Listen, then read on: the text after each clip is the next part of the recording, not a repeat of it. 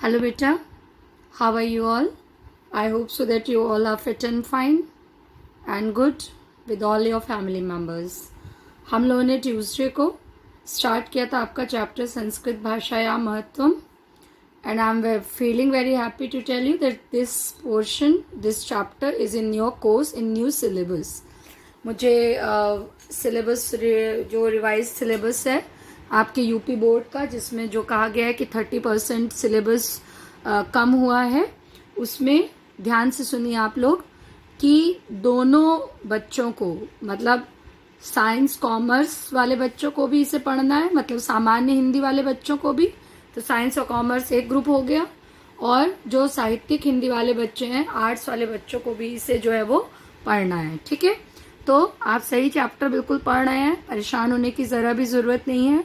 तो हम लोग इस चैप्टर को पहले कंप्लीट करेंगे, क्योंकि हम लोग इसे पढ़ रहे हैं, इसलिए इसे हम लोग पहले कंप्लीट करेंगे। ठीक है, होप सो आज ये कंप्लीट हो जाएगा, क्योंकि सरल है। आगे फर्स्ट पैराग्राफ आपका टफ था, एंड आई होप सो कि आपने मेरा पिछला वीडियो देखा होगा, और जिन भी बच्चों ने देखा है उन्होंने बताया है कि उनको समझ में आया है। तो मैं इस चैप्टर को आगे आज पढ़ा रही हूँ। समझ में आ गया आपको कि ये जो चैप्टर है आपका, ये दोनों के कोर्स में है, साइंस के कोर्स में भी है और आर्ट्स वालों के कोर्स में भी है और कॉमर्स में भी है। ठीक है, तो B1, B2, 12C और 12th आर्ट्स, चारों के बच्चे, चारों सेक्शंस के बच्चे इस चैप्टर को जो है वो पढ़ेंगे। Okay, so let us start our chapter. Second paragraph देखिए, यहाँ तक आपको मैंने बताया था संस्कृतम नाम देवी वागन वाख्याता महर्षिभी, यहाँ तक बताया था मैंने आपको, जिसका की मतलब है कि इसके पहले ये लाइन दे रही हूँ। संस्कृतस्य गौरवमेव दृष्टपथमानीय संयुक्त आचार्य प्रवणेन दंडिता डैश संस्कृतम नाम देवी वागन वाख्याता महर्षिभी। क्या मतलब इसका बताया था मैंने आपको कि संस्कृत के गौरव को दृष्टि में रखते हुए आचार्य प्रवण दंडी ने ठीक ही कहा है कि संस्कृत को महर्षियों द्वारा देववाणी कहा गया है। क्या कहा गया है? संस्कृत को महर्षियों द्वारा देववाणी कहा गया है। ओके, समझ में आया? तो यहाँ तक हमने बताया था, और इस चैप्टर में हम पढ़ क्या रहे हैं? पूरा संस्कृत भाषा का जो महत्व है वो हम पढ़ रहे हैं। क्या पढ़ रहे हैं? संस्कृत भाषा का महत्व। तो पहले पैराग्राफ में हमने आपको ये बताया था, एक रिकैप बता रहे हैं आपको, कि जो संस्कृत भाषा है वो जनमानस को पवित्र करने वाली, सुंदर भावों को उत्पन्न करने वाली, शब्दों के समूह को जन्म देने वाली है, और सभी साहित्यों में, विश्व के जितने भी साहित्य हैं उनमें इसका जो साहित्य है वो सर्वश्रेष्ठ है और सुसंपन्न है। और ये भाषा जो है वो कौन सी भाषा कही जाती है? देववाणी संस्कृत कही जाती है, या फिर ये भाषा संस्कृत नाम से भी लोगों में, दुनिया में प्रसिद्ध है।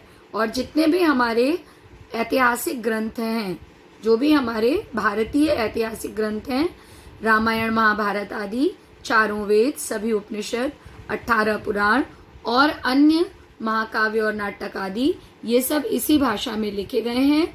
इसीलिए सभी भाषाओं को जानने वाले लोग इसे संस्कृत भाषा या अन्य भाषाओं की जननी भी मानते हैं। और संस्कृत का जो गौरव है उसके बारे में, मतलब संस्कृत का जो गौरव, संस्कृत का गौरव का मतलब क्या हुआ? संस्कृत भाषा के गौरव का मतलब हुआ बेटा कि जो संस्कृत का सम्मान लोगों द्वारा किया जाता है वो किसी की भी दृष्टि से छुपा नहीं है, मतलब सभी लोग संस्कृत के महत्व को जानते हैं। और आइए आज हम और आप भी आगे जानते हैं। ठीक है, तो अब हम लोग यहाँ से शुरू करेंगे।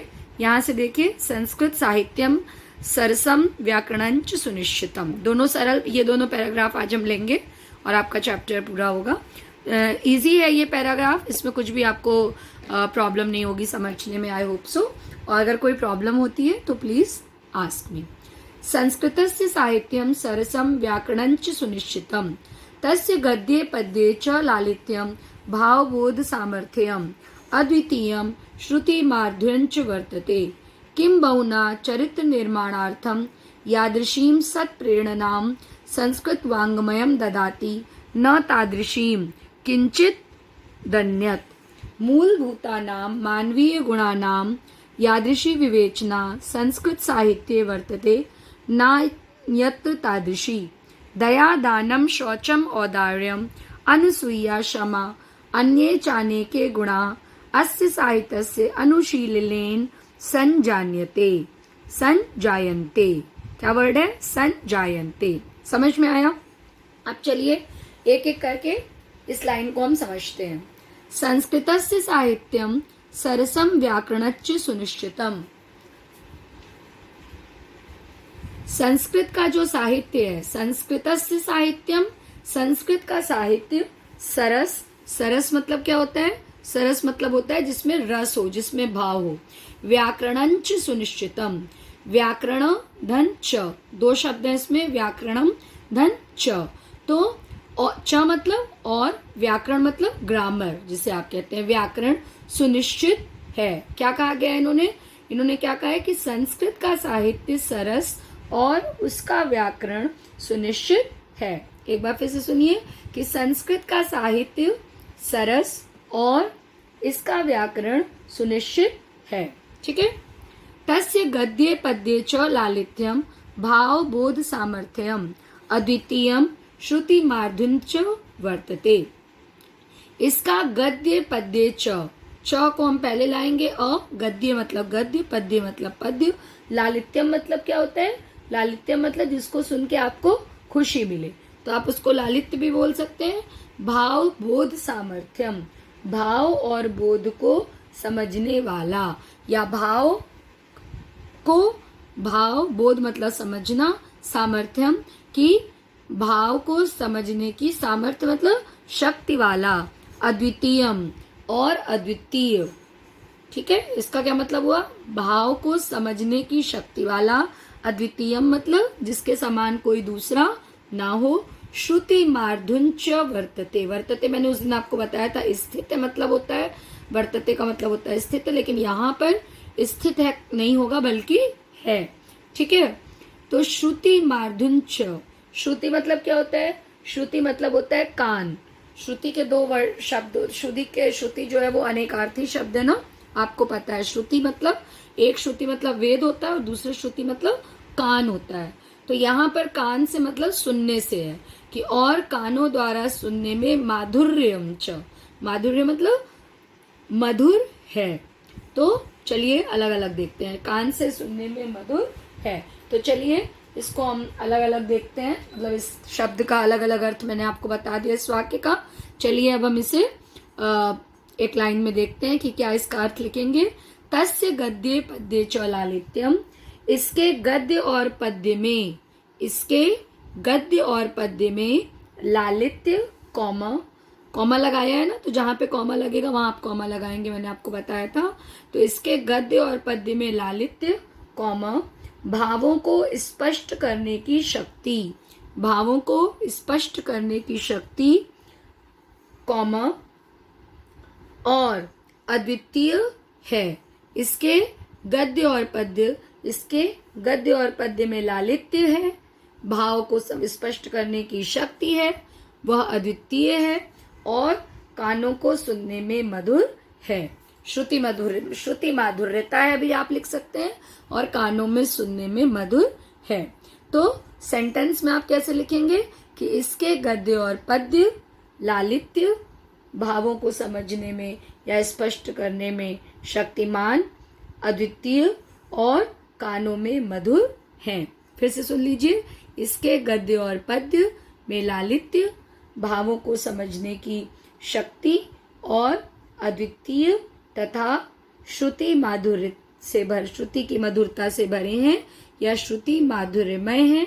या अगर आप एकदम सरल हिंदी में लिखना चाहते हैं तो आप ये भी लिख सकते हैं कि सुनने में मधुर लगते हैं, सुनने में मधुर लगते हैं। Is it to follow? Yes.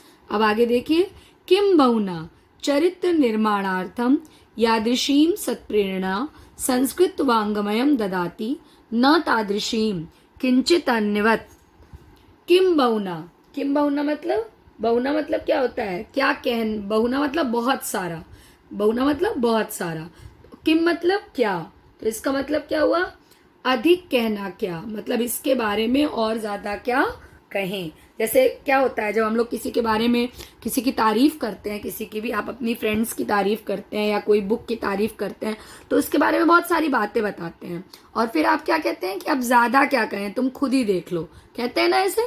तो वही चीज है कि किम बहुना, ज्यादा या अधिक कहने से क्या, चरित्र निर्माणार्थम, चरित्र के निर्माण में, चरित्र निर्माणार्थम, चरित्र के निर्माण में, यादृशी, यादृशी मतलब जैसी, यादृशीम, यादृशी मतलब जैसी, सत प्रेरणा, अच्छी प्रेरणा या सच्ची प्रेरणा या श्रेष्ठ प्रेरणा, सत प्रेरणा, श्रेष्ठ प्रेरणा, संस्कृत वांग्मयम ददाती।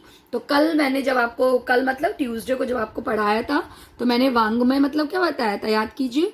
मैंने वांग्मय मतलब बताया था साहित्य, संस्कृत वांग्मय मतलब संस्कृत साहित्य, ददाती देता है, जैसी प्रेरणा संस्कृत साहित्य देता है, न तादृशीम वैसी प्रेरणा, किंचित अन्यत, वैसी प्रेरणा किंचित अन्यत मतलब अन्य कोई नहीं, अन्य किसी साहित्य में नहीं है। तादृशीम मतलब वैसी, यादृशीम मतलब ऐसी, तादृशीम मतलब वैसी, ऐसी और वैसी, और किंचित अन्यत मतलब किसी अन्य साहित्य में नहीं है। समझ में आया?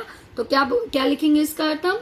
लिखिए, लिखिए, मैं बोल रही हूँ, लिखिए कि अधिक क्या कहना, अधिक क्या कहना, कॉमा, या अधिक कहने से क्या, अधिक कहने से क्या, कॉमा, चरित्र के निर्माण में जैसी श्रेष्ठ प्रेरणा संस्कृत साहित्य देता है, जैसी श्रेष्ठ प्रेरणा संस्कृत साहित्य देता है, कॉमा, वैसी प्रेरणा, वैसी प्रेरणा किसी दूसरे साहित्य में नहीं है, किसी दूसरे साहित्य में नहीं है। समझ में आ गया ना? फिर देखिए, मूलभूतानाम मानवीय गुणानाम यादृशीम विवेचना संस्कृत साहित्ये वर्तते नान्यत्र तादृशी।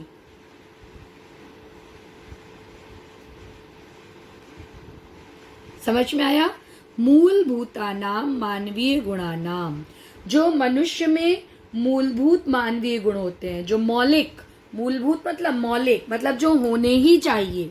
अब उन गुणों का यहाँ पर वर्णन किया जा रहा है। यहाँ क्या किया जा रहा है? उन गुणों का वर्णन किया जा रहा है। क्या है वो? मूलभूतानाम मानवीय गुणानाम यादृशी विवेचना संस्कृत साहित्ये, मूलभूत या मौलिक मानवीय गुणों की जैसी विवेचना संस्कृत साहित्य में वर्तते मतलब बताया था स्थित है, यहाँ पर इसका अर्थ होगा है, जैसी विवेचना संस्कृत साहित्य में है, नान अन्यत्र तादृशी, न धन अन्यत्र धन तादृशी। तादृशी मतलब वही बताया था, तादृशी मतलब वैसी, न मतलब नहीं, अन्यत्र मतलब अन्य कहीं, अन्यत्र मतलब अन्य कहीं। तो क्या मतलब होगा इसका कि क्या मतलब होगा बताइए? मौलिक मानवीय गुणों का जैसा विवेचन या मौलिक मानवीय गुणों की जैसी विवेचना संस्कृत साहित्य में है, दूसरे साहित्य में नहीं है। ठीक है, समझ गए? लिख लीजिए इसको। मूलभूत या मौलिक गुणों की, मौलिक मानवीय गुणों की जैसी विवेचना संस्कृत साहित्य में है, अन्य किसी साहित्य में नहीं है। ठीक है, फिर इस लाइन में देखिए क्या बोल रहे हैं वो, दया दानम शौचम औदार्यम अनसूया क्षमा अन्ये चानेके गुणा अस्य साहित्यस्य अनुशीलनेन संजायन्ते, संजायन्ते। इसमें क्या कर रहे हैं वो सारे? अब इन्होंने बताया ना मौलवी मानविक गुण कैसे होते हैं, अब यहाँ पे वो कुछ गुण बता रहे हैं। क्या बता रहे हैं? कुछ गुण बता रहे हैं। कौन कौन से हैं? दया, दया का मतलब दया, दानम किसी को दान देना, दया मतलब मर्सी, करुणा जिसे आप कहते हैं, दानम किसी को दान देना, शौचम मतलब पवित्रता, शौचम मीन्स पवित्रता, औदार्यम मीन्स उदारता, औदार्यम मीन्स उदारता, अनुसुईया, अनुसुईया मतलब होता है, ये वर्ड आपने 11th में भी पढ़ा है। किस चैप्टर में पढ़ा है? उसमें पढ़ा है शिक्षा के उद्देश्य में। अनुसुईया मतलब कि छात्र में अनुसुईया का गुण हो, अर्थात वो किसी छात्र या छात्रा में मतलब सब में हो। अनुसुईया मतलब क्या होता है? उस चैप्टर में पढ़ा था, इसलिए मैं छात्र के रूप में बता रही हूँ। अनुसुईया मतलब क्या होता है? याद कीजिए किसी से ईर्ष्या ना करना, किसी से ईर्ष्या ना करना। क्षमा मतलब माफ करना, अन्य मतलब अन्य, चानेके, च धन अनेके, चानेके मतलब च धन अनेके, और अनेक गुण, अस्य साहित्यस्य, इस साहित्य के, इस साहित्य के, अनुशीलनेन संजायन्ते, अनुशीलन से उत्पन्न होते हैं। संजायन्ते मतलब क्या होता है? संजायन्ते मतलब होता है उत्पन्न होते हैं। संजायत मतलब होता है उत्पन्न होता है। और अनुशीलन का भी मतलब समझ लीजिए। अनुशीलन मतलब क्या होता है? अनुशीलन मीन्स होता है उसको अध्ययन करने से, पढ़ने से, पढ़ने से, अध्ययन करने से। ठीक है, तो चलिए इसको फटाफट करते हैं हम लोग। इसका अर्थ लिखवाते हैं। दया, कॉमा लगा लगा के लिखते जाएंगे। ठीक है, दया, दान, शौचम मतलब पवित्रता, उदारता, दया, कॉमा, दान, कॉमा, पवित्रता, कॉमा, उदारता, कॉमा, किसी से ईर्ष्या ना करना, कॉमा, क्षमा, कॉमा, और दूसरे अनेक गुण। यहाँ पर और लिखेंगे तो कॉमा नहीं लगाएंगे। ठीक है, यहाँ पे कॉमा लगा है, ये गलत लगा है। जब आप और लिखते हैं तो उसके पहले कॉमा नहीं लगाते हैं। ग्रामर का एक नियम है जो आप एकदम बचपन में 4th 5th में पढ़ते हैं, याद आया? तो जब आप और लिखते हैं तो कॉमा नहीं लगाते हैं। मैं आपको बीच बीच में याद भी दिलाती हूँ। ठीक है, तो और अन्य गुण, और अनेक दूसरे अन्य गुण इस साहित्य के अनुशीलन से उत्पन्न होते हैं, या इस साहित्य के अध्ययन मनन से उत्पन्न होते हैं। या आप और सरल लिखना चाहें तो आप लिख सकते हैं इस साहित्य के पढ़ने से उत्पन्न होते हैं। एक बार फिर से बता रहे हैं फटाफट ताकि आप लिख लें। दया, कॉमा, दान, कॉमा, पवित्रता, कॉमा, उदारता, कॉमा, ईर्ष्या न करना, कॉमा, क्षमा और दूसरे अन्य गुण इस साहित्य के अनुशीलन से उत्पन्न होते हैं। ठीक है, समझ में आ गया? Easy to follow. I hope so कि ये पैराग्राफ आपको समझ में आ गया होगा। एक बार और वीडियो देखेंगे तो पूरा समझ में आ जाएगा। नेक्स्ट पैरा देखिए।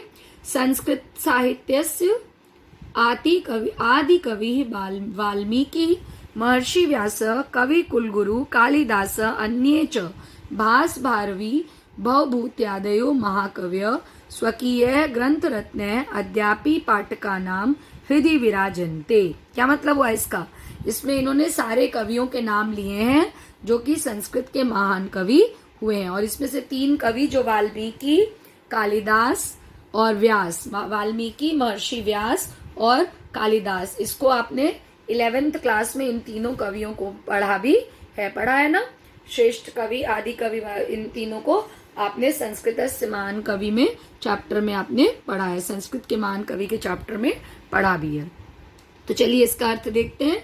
संस्कृत साहित्य के आदि कवि वाल्मीकि, संस्कृत साहित्य से मतलब संस्कृत साहित्य के आदि कवि वाल्मीकि, कॉमा लगा लगा के लिखते जाएंगे, कॉमा, महर्षि व्यास, स्पेलिंग यहाँ देखिए, महर्षि व्यास, कॉमा, कवि कुलगुरु कालिदास, कवि कुलगुरु कालिदास, अन्य च और दूसरे, अन्य च मतलब और, अन्य मतलब दूसरे, और दूसरे, भास, भास भी कवि का नाम है तो वैसे ही लिखेंगे आप, भास, कॉमा, भारवी, व में छोटी की मात्रा होगी, व में क्या होगा?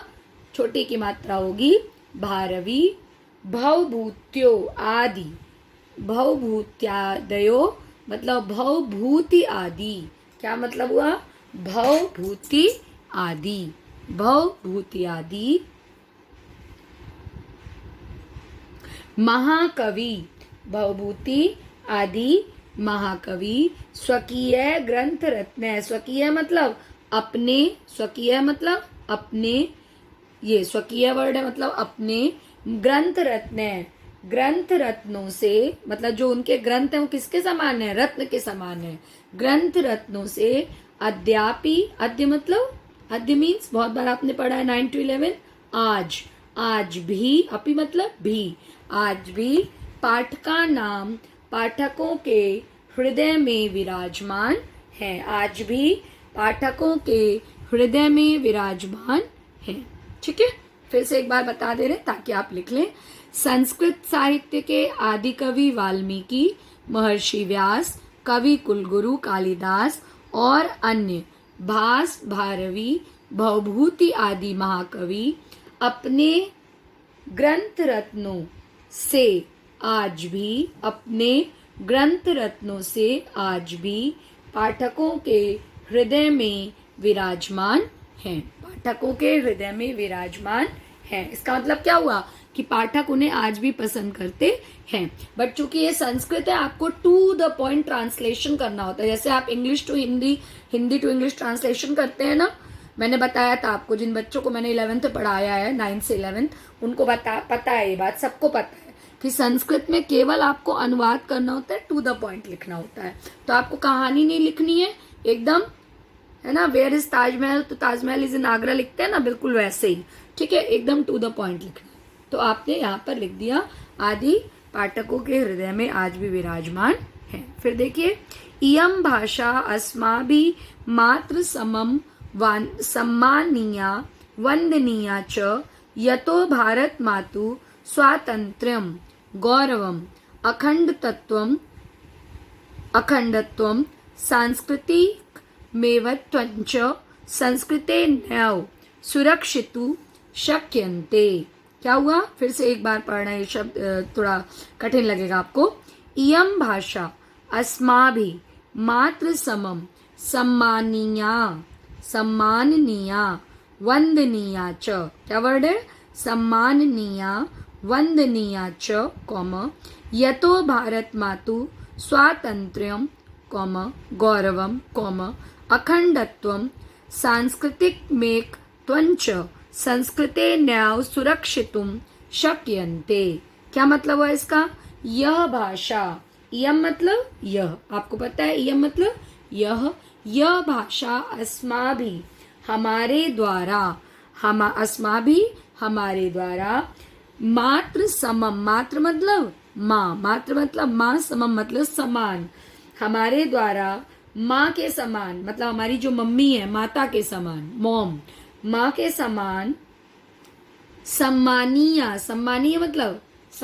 मतलब किसी को जब सम्मान देते हैं, आदरणीय, हमारे माँ के समान आदरणीय, वंदनीय च मतलब और, वंदनीय मतलब और वंदनीय है।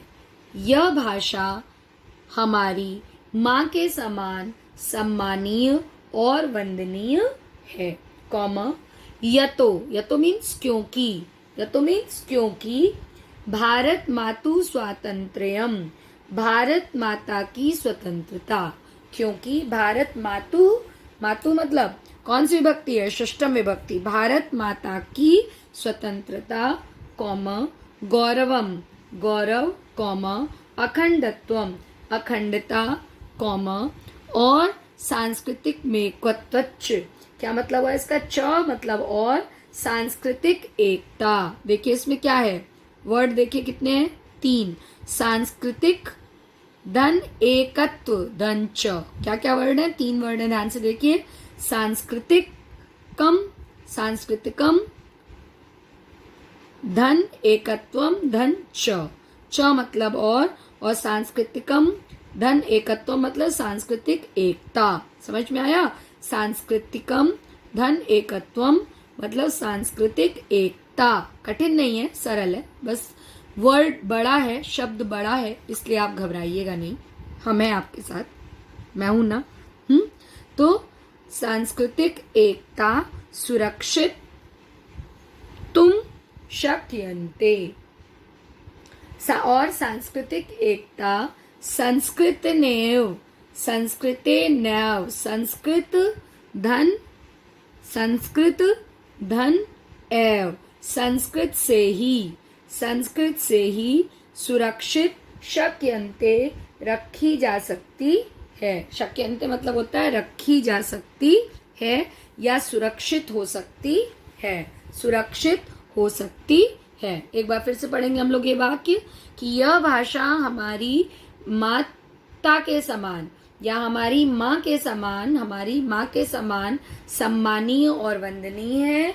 यह तो मीन्स क्योंकि भारत माता की स्वतंत्रता, गौरव, अखंडता और सांस्कृतिक एकता संस्कृत द्वारा ही सुरक्षित रखी जा सकती है या संस्कृत से ही सुरक्षित रखी जा सकती है। एक बार फिर से पढ़ा रहे हैं कि यह भाषा हमारी माँ के समान या माता के समान सम्मानीय और वंदनीय है, कौमा क्योंकि भारत माता की स्वतंत्रता, कौमा गौरव, कौमा अखंडता और सांस्कृतिक एकता संस्कृत से ही सुरक्षित रखी जा सकती है। इयं संस्कृत भाषा सर्वासु भाषासु प्राचीनतमा श्रेष्ठा चा अस्ति। इयं मतलब यह संस्कृत भाषा सर्वासु, सर्वासु मतलब सब भाषाओं में, सर्वासु मतलब सब में, भाषासु मतलब भाषाओं में, तो सब में भाषाओं में, तो एक बार में एक में कट जाएगा, सभी भाषाओं में प्राचीनतम, प्राचीनतमा, प्राचीनतम और श्रेष्ठ है। यह भाषा, इयं संस्कृत भाषा सर्वासु भाषासु प्राचीनतमा श्रेष्ठा चास्ति। यह संस्कृत भाषा सभी भाषाओं में प्राचीनतम और श्रेष्ठ है। तथा सुषुप्तम भाषासु मुख्या मधुरा दिव्या गीवार्ण भारती इति। ततः इसलिए, ततः इसलिए सुष्ठु उक्तम, सुष्ठु मतलब ये देखिए सुष्ठु उक्तम, इसमें दो शब्द हैं, सुष्ठु धन उक्तम। क्या शब्द है? सुष्ठु धन उक्तम। इसलिए ठीक कहा गया है, भाषासु मुख्या मधुरा दिव्या गीवार्ण भारती इति। इसलिए यह सही कहा गया है कि भाषाओं में मुख्य मधुर और दिव्य संस्कृत भाषा है। गीवार्ण भारती, गीवार्ण भारती, भारती मतलब भाषा, गीवार्ण मतलब संस्कृत। गीवार्ण मतलब होता है देवताओं की, पहले भी आपको ये वाली बात बताई थी मैंने, गीवार्ण शब्द सबसे पहले पैराग्राफ में याद कीजिए कि देवताओं की भाषा, गीवार्ण मतलब देवताओं की और भारती मतलब भाषा है। ठीक है, तो फिर से सुनिए इसको कि इसलिए भारती मतलब वाणी भी मिलेगा, कंफ्यूज मत होइएगा। अगर आप क्वेश्चन बैंक या गाइड में देखेंगे, आप देखते ही हैं, हम कितना भी मना करें कि उसमें अर्थ नहीं देखिए, कुछ बच्चे तो देखते ही हैं। ठीक है, तो गाइड को एक गाइड की तरह लीजिएगा बेटा, उसको मत रटिएगा, क्योंकि रटने से आपकी नैया थोड़ा डोलने लगेगी, हमको आपको पार उतारना है। ठीक है ना, इसीलिए बार बार एक एक शब्द को बता रहे हैं। तो जब आप देखेंगे कहीं पर और, तो वाणी भी होगा और भाषा भी होगा। देवताओं की वाणी या देवताओं की भाषा संस्कृत है, तो दोनों सही है। ठीक है, क्योंकि फिर आप इधर उधर से अर्थ देखते हैं कहीं भी, किसी भी गाइड से, एक तो किसी भी गाइड से अर्थ मत देखिए, पहले हम इसको पूरा कर दें, कंप्लीट कर दें, लास्ट लाइन है, फिर आपको 1-2 मिनट हम कुछ बताना चाहते हैं। तथा सुषुप्तम, इसलिए सही कहा गया है कि, क्या कहा गया है? इसलिए यह ठीक ही कहा गया है या यह सही कहा गया है कि संस्कृत भाषा सब भाषाओं में मुख्य मधुर और दिव्य है। मुख्या मधुरा दिव्या, मुख्य मधुर और दिव्य है। ये जो गीवार्ण भारती इति लिखा है ना, इसको हम पहले ले आए हैं, इस यहाँ से हम अर्थ लिख रहे हैं उर्दू की तरह। उर्दू इधर से चलती है ना उल्टी, लेफ्ट हैंड साइड से राइट हैंड साइड से हम लोग जैसे लिखते हैं, तो कैसे लिखते हैं? लेफ्ट टू राइट लिखते हैं हिंदी और इंग्लिश, लेकिन उर्दू कैसे चलती है? उर्दू लेफ्ट टू राइट चलती है। तो ये वर्ड हम यहाँ पर से ऐसे ही ले आए हैं। इसको पहले लिखेंगे, सेंटेंस मेक करेंगे ना आप, तो जो प्रॉपर जहाँ पर होगा सब्जेक्ट पहले आना चाहिए, प्रेडिकेट्स बाद में, है ना, इंग्लिश में जैसे, तो इसी तरह से इसमें भी तो वही होगा कि इसलिए सही कहा गया है या ठीक ही कहा गया है कि संस्कृत भाषा, गीवार्ण भारती मतलब देवताओं की भाषा या संस्कृत भाषा सभी भाषाओं में मुख्य मधुर और दिव्य है, मुख्य मधुर और दिव्य है। Okay, so by God's grace we have completed this chapter, and it is very good thing that this chapter is in our course. I am having my new revised syllabus जो 30% आपका घटाया गया है, वो syllabus हम लोगों को मिल चुका है, मैंने चेक कर लिया है। उन दोनों में ये अर्थ है, मतलब ये चैप्टर आपके कोर्स में है। किसके किसके में? सामान्य हिंदी वालों में भी, साहित्यिक हिंदी वालों में भी। साहित्यिक हिंदी मतलब आर्ट साइड के बच्चों को भी पढ़ना है, और सामान्य हिंदी मतलब कॉमर्स और साइंस वाले बच्चों को भी पढ़ना है। तो ये चैप्टर सारे बच्चों को पढ़ना है, B1, B2, कॉमर्स और आर्ट्स। ओके, अब ध्यान से सुनिए मेरी बात। इसका अनुवाद लिखेंगे केवल कौन से बच्चे? B1, B2 और कॉमर्स के बच्चे एग्जाम के लिए केवल अनुवाद तैयार करेंगे, और जो आर्ट्स वाले बच्चे हैं उनके लिए मैं क्वेश्चन आंसर का PDF अलग से भेजूंगी। ठीक है, तो उसको आप देखिएगा। और इसके अलावा मैं आपको पीडीएफ, एक बात और ध्यान से सुन लीजिए, इसके अलावा मैं आपको, हाँ ये मुझे कहना है कि आप लोग कभी कभी इधर उधर से अर्थ देख के कुछ बच्चे फोन करते हैं या कुछ बच्चे कुछ अलग से मैसेज करते हैं। तो बेटा हम लोग जो पढ़ा रहे हैं ना, वो केवल प्रिस्क्राइब बुक्स से नहीं बल्कि अपनी नॉलेज से और अपने एक्सपीरियंस से पढ़ा रहे हैं। तो आप बुक देखिए, आप गाइड देखिए, आप क्वेश्चन बैंक देखिए, कुछ भी देखिए, ज्ञान तो कहीं से भी प्राप्त करिए, गलत नहीं है। अपने घर में पूछिए, पेरेंट्स से पूछिए। मैं तो हमेशा कहती हूँ कि जितना हम लोगों को नहीं आता होगा शायद उससे ज्यादा आपके मम्मी पापा या दादा दादी या नाना नानी को आता होगा। आप किसी से भी पूछिए, पड़ोस में पूछिए, फ्रेंड्स को पूछिए, कहीं जाइएगा मत अभी बिना मास्क के, आप सबसे पूछिए, बट सही व्यक्ति और सही बुक को पढ़िए। ये मेरी आपसे हम्बल रिक्वेस्ट है सारे बच्चों से, चाहे वो किसी भी सेक्शन के हैं, हमारे लिए सब एक हैं।